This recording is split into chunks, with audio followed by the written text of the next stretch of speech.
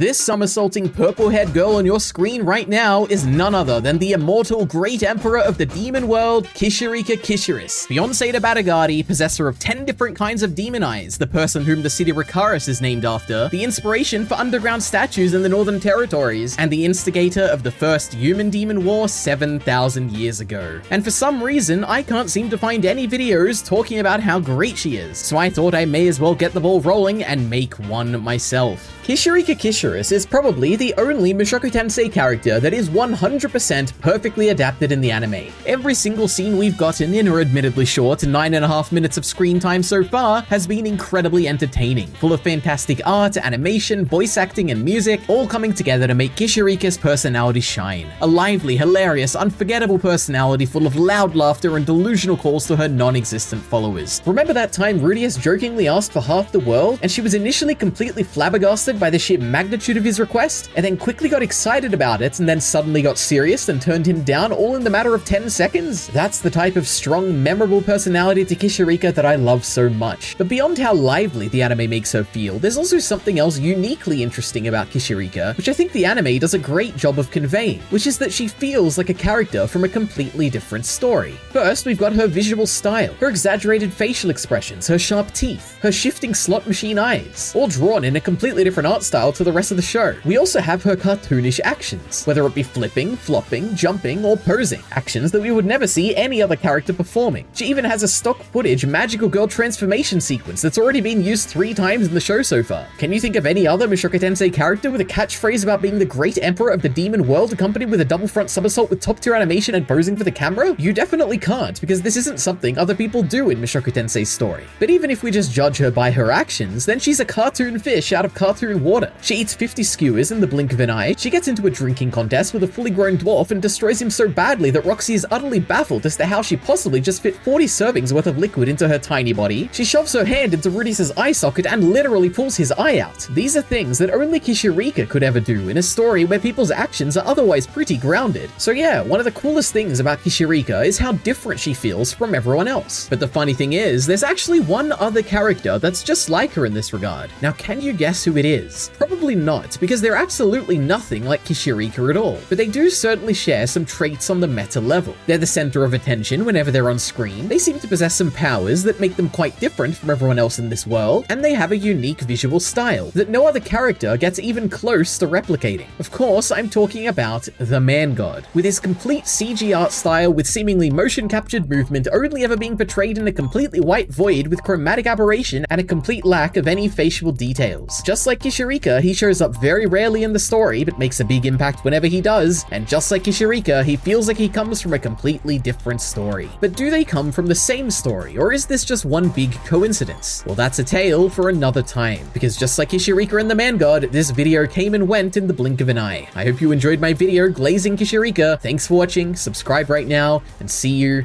next time.